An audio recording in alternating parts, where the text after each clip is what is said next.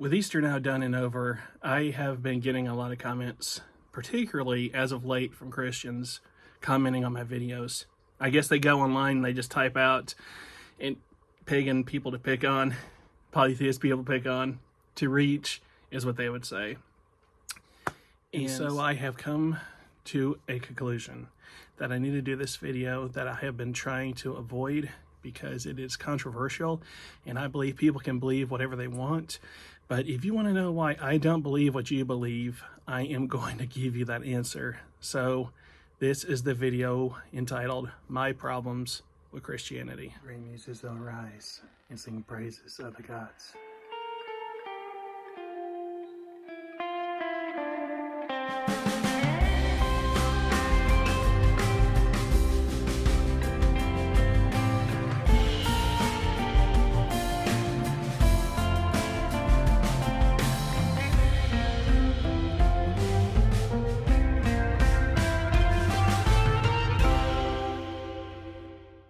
So like I said, I, as of late, have been getting a lot of Christian comments on my videos. Some of them, most of them, friendly and nice. And then some of them, rude, which I've had before. Some of them, they lead with the sweet to end with the sour. You know, you got to lure them in with the sugar to really tell you and tell me how you really feel. You know, and I'll explain. So I got two comments that really got my attention, that really inspired this video, and that is this right here. So it says, I searched all variations of these religions, even believed in the Norse for a time with the help of psychedelics. But the reality is these religions are not intact. Most of the details are lost to history. If your gods were real, the religion would have been preserved.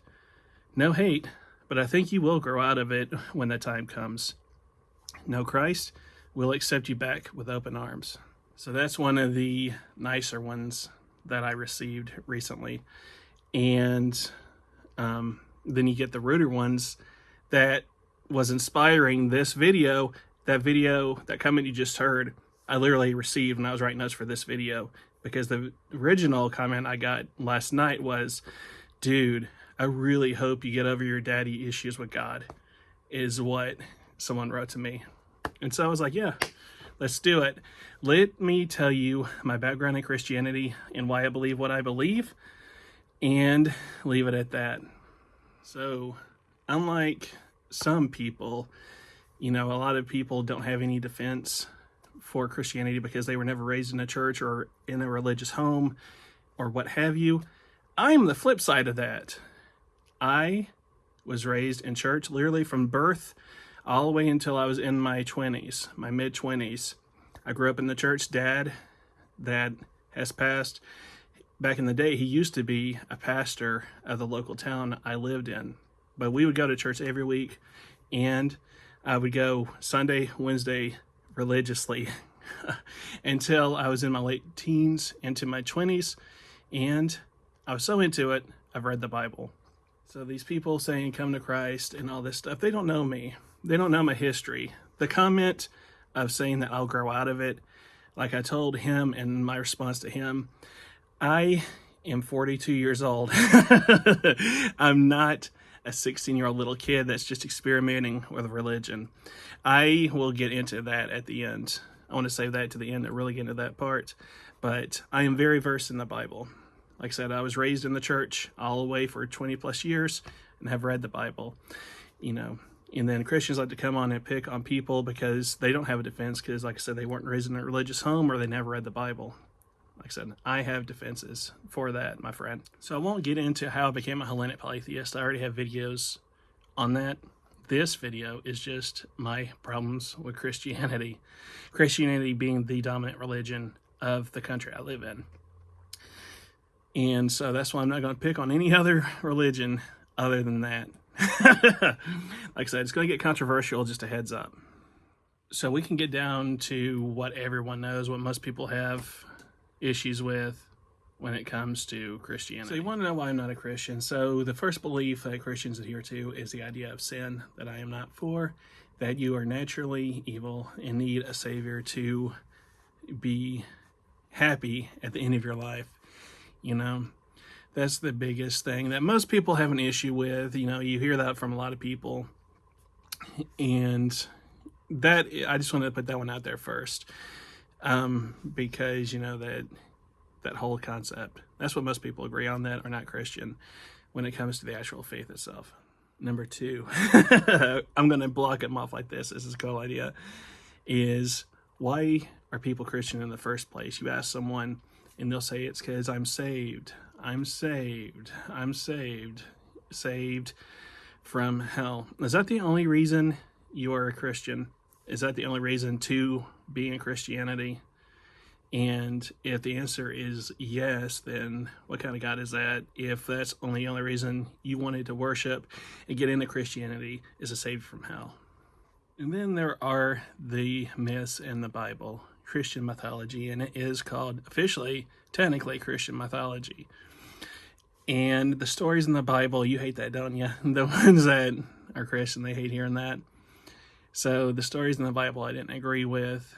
So what are some of the ones that, you know, they always make fun of our myths, but our myths are not always taken literal. That even in Seleucus, the philosopher I follow, he said the myths were broken down into, there are 5 different kinds of myths, and a lot of it was to be illustrations to teach a point. But Christians take their myths literal, and they are just as ridiculous as some that you say that I believe. So Christian myths that are ridiculous.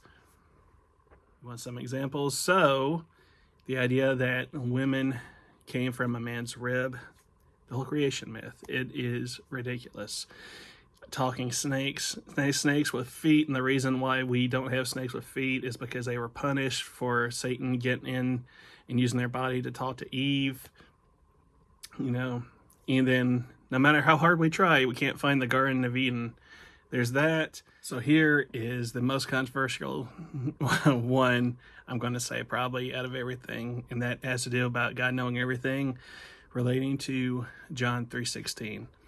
So John 3:16 says, "For God so loved the world that he gave his only begotten Son, that whosoever shall believe in him shall not perish, but have everlasting life."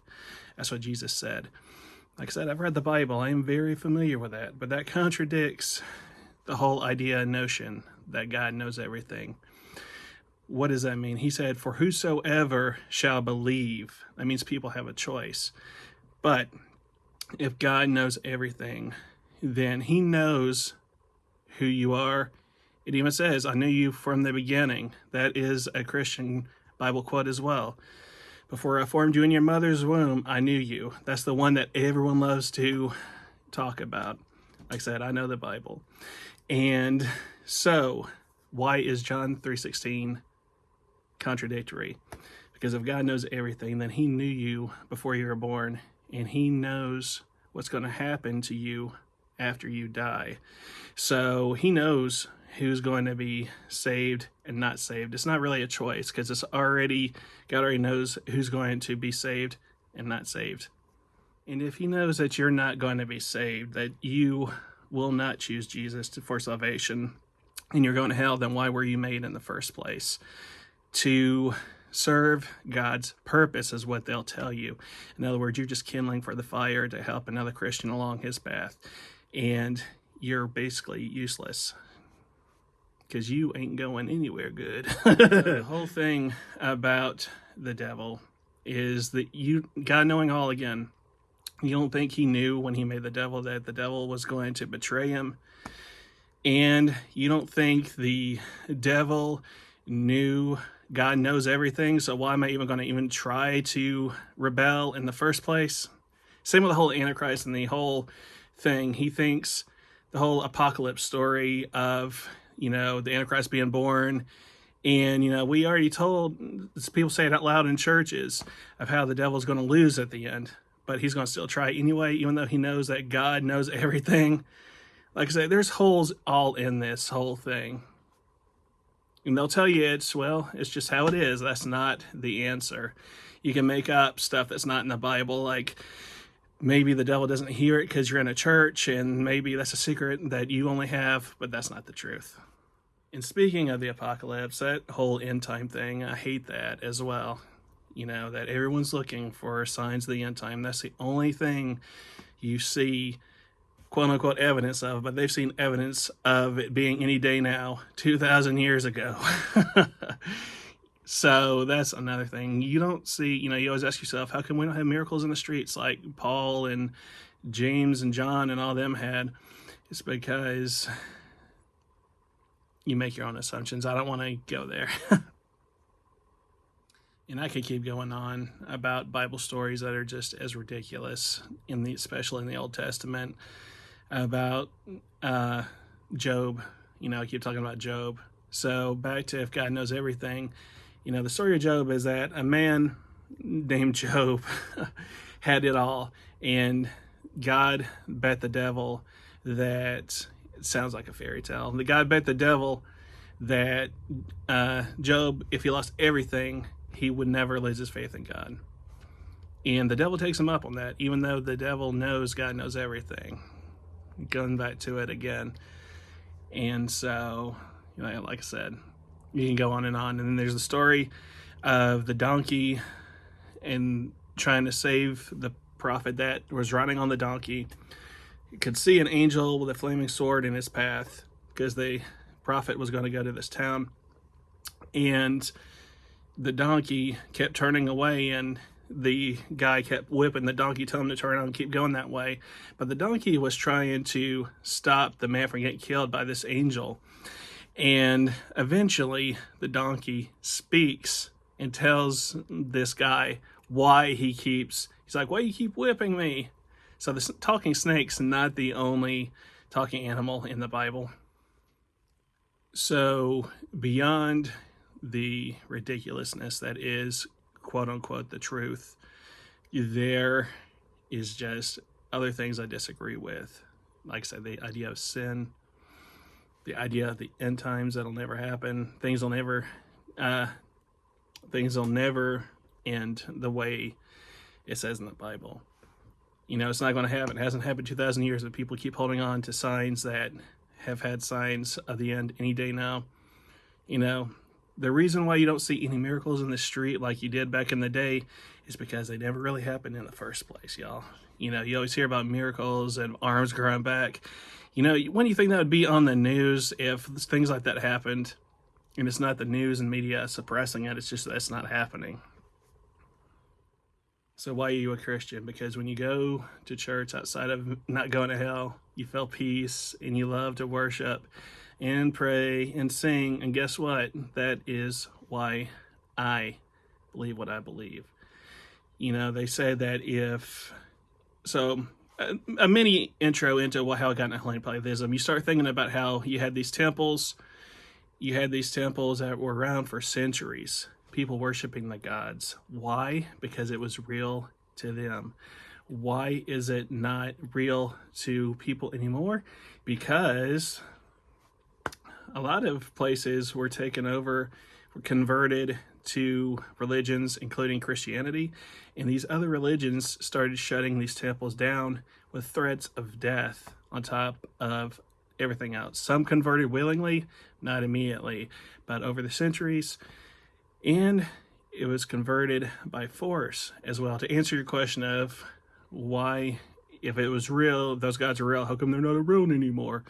It's because the officials in higher places converted and shut temples down. But you think about, why were there people around for centuries worshiping these gods? Christians like to say they worshiped a god because it was thunder. They thought thunder was a god. That's not any different than thinking that God created thunder in Christianity, that thunder are clouds and all this stuff in science. But still, who created all that? God. So what's the difference between saying that God created clouds and he created the idea of it creating thunder and lightning, and saying that in mythology, in Greek mythology, that it is Zeus and whatever have you, whoever, pick a god and a thing being related to the natural thing you see. It's the same thing. It's a moot argument. So I believe what I believe, and I'm practicing for 16 years, and that isn't going away tomorrow. I'm not going to grow out of it unless I'm going to be 90 years old and I grow out of it. It's because it brings me peace. The same reason you are a Christian, if you're watching this and are a Christian, because you found a God that you can relate to, and you found a spiritual path that brings you peace and makes sense to you. The same way it made sense to people all those years ago before they had it all shut down on them and forced to convert, or over the years converted, and being taught for centuries that those old gods are false. Again, that's, in my opinion, brainwashing, just like people that go to church now say that these gods are false because they were told they're false. And that's why you believe that my gods are false, because that's what you heard. That's what you were told, even though you know nothing about it. So, like I said, I could say the same thing to you. You have just as much evidence as I do on my spiritual path. So, like I said, I've read the Bible. I've been there, done that. Get the t-shirt. And we just need to live it in peace. That's the moral of the story. But if you want to know my issues with Christianity, I can start going there. But I don't like going there because I don't like disrespecting people. Unlike Christians that like to disrespect people, some of them. And I have Christian friends. I do work with one guy in particular. He is, someone just now posted another Christian topic. As I'm doing this video, I see my YouTube comment. So there's a need. But he is a good man. And he lets people live, and he'll talk about Jesus, and I respectfully will listen. He's not trying to convert, but he does talk. When topics come up, he'll talk about his beliefs. He knows my beliefs, and we are best friends. We are so close because we respect each other, and that's how it is, and that's how it should be. That's the moral of the story. So I'm going to post this video link to every Christian that tries to tell me I need Jesus. And they can watch the video if they care enough to see why I don't. Anyway, guys, I will talk to you later. This turned into a random rant. A rat. It turned into a random rat. Anyway, guys, I thought, yeah. Anyway, bye.